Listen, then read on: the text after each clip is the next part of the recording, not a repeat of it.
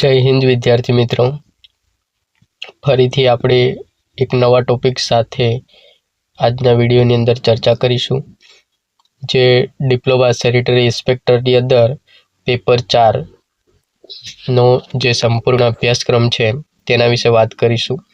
તો બાયોમેડિકલ કચરાના નિકાલ માટેનો સરકારી કાર્યક્રમ, જે પેપર નંબર 4 તરીકે આપણે સૌ જાણીએ છીએ, તો તેની અંદર નો સંપૂર્ણ અભ્યાસક્રમ આપણે જોવાનો છે વિદ્યાર્થી મિત્રો.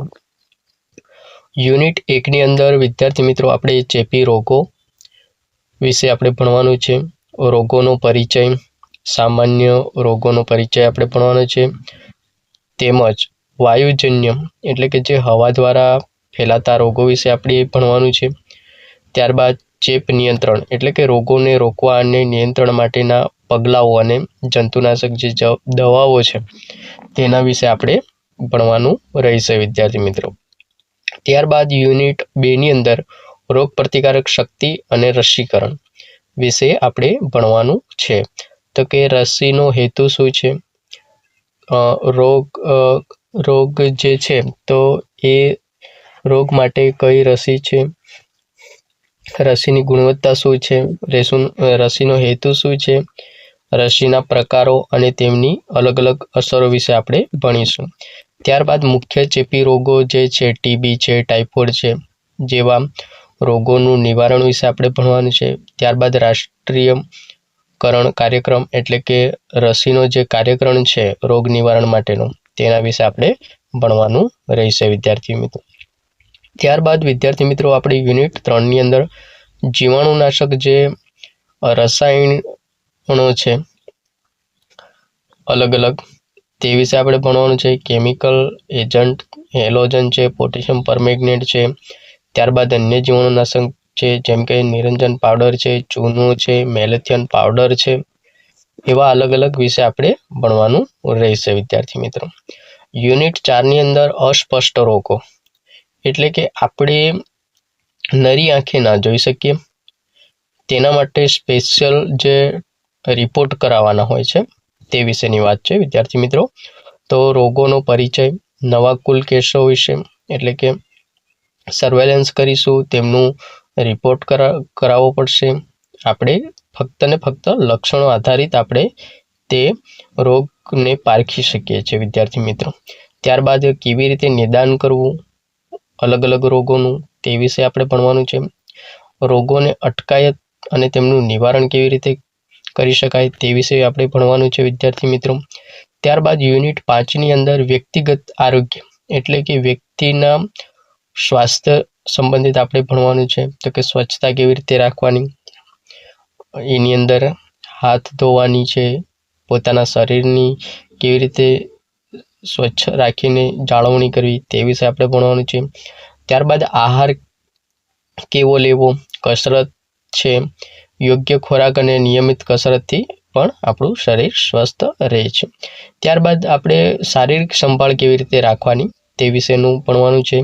આપણું ત્વચા એટલે કે ચામડી અને દાંતની સંભાળ વિદ્યાર્થી મિત્રો, આવા અલગ અલગ ટોપિક વિશે આપણે ભણવાનું ડિટેલમાં છે વિદ્યાર્થી મિત્રો.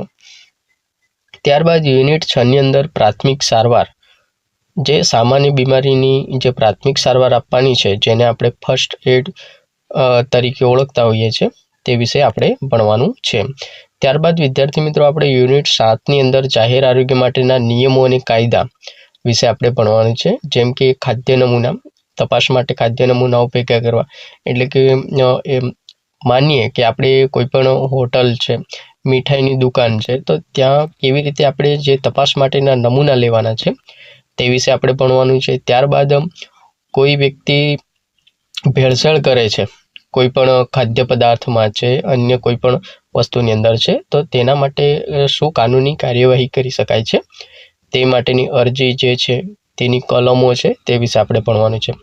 ભેળસેળની તપાસની અંદર જોઈએ તો વિદ્યાર્થી મિત્રો દૂધ છે, ઘી છે, તેલ છે, ચા છે, ખાંડ છે, મીઠાઈઓ વગેરેની તપાસ કરવાની રહેતી હોય છે વિદ્યાર્થી મિત્રો.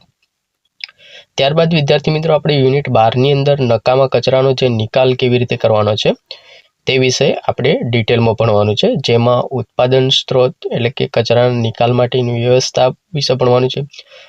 પછી અલગ અલગ જે કચરાનું વર્ગીકરણ છે, અલગ અલગ વિભાગો, પેટા વિભાગો મુજબ તે વર્ગીકરણ વિશે આપણે ભણવાનું છે.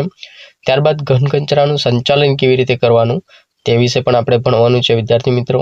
ત્યારબાદ આપણે કચરા જે વેસ્ટ છે, વેસ્ટમાંથી બેસ્ટ કેવી રીતે બનાવવું, એટલે કે ખાતર, જે નકામો કચરો જે છે તેમાંથી ખાતર પણ બનાવી શકાય છે વિદ્યાર્થી મિત્રો કચરામાંથી, તો તે વિશે પણ આપણે ભણવાનું રહેશે વિદ્યાર્થી મિત્રો.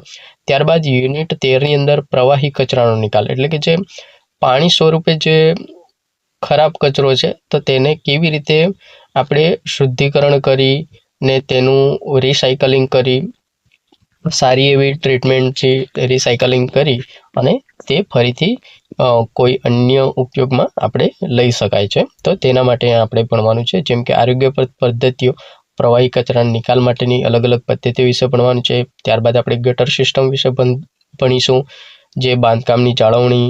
ત્યારબાદ જળ પ્રદૂષણ જે થાય છે તો જળ પ્રદૂષણને કેવી રીતે અટકાવી શકાય, અને જળ પ્રદૂષણ થયેલું હોય તો તેને રિકન્સ્ટ્રક્શન એટલે કે મતલબ કે આપણે એનું ફરીથી કેવી રીતે ઉપયોગ કરી શકાય. જે મોટા મોટા અમુક પ્લાન્ટોમાં રિસાયકલિંગ કરવામાં આવતું હોય છે, ફિલ્ટરેશન, એની અંદરથી પાણી રિફિલ્ટર કરી અને ત્યારબાદ ખેતી લાયક છે અમુક જગ્યા પર વાપરવામાં આવતું હોય છે.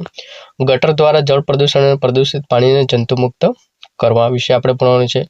તો વિદ્યાર્થી મિત્રો, આ થઈ ગયું આપણું પેપર નંબર 4. તો સૌને મારી નમ્ર વિનંતી છે કે તમને 4 પેપરનો અભ્યાસક્રમ તમારી સામે આવી ગયો છે. તમે એક એક કરીને 4 પાર્ટ જોઈ લેજો, જેથી કરી જ્યારે પેપર 1ની અંદર ચેપ્ટર 1 આવશે તો તમને ખ્યાલ આવી જશે. અને વિદ્યાર્થી મિત્રો, આપણી યુટ્યુબ ચેનલને સબસ્ક્રાઈબ ના કરી હોય તો વહેલી તકે સબસ્ક્રાઈબ કરી અને જોડાઈ જાઓ આપણા આ અભિયાનની અંદર. સૌને જય માતાજી, જય હિન્દ, વંદે માતરમ.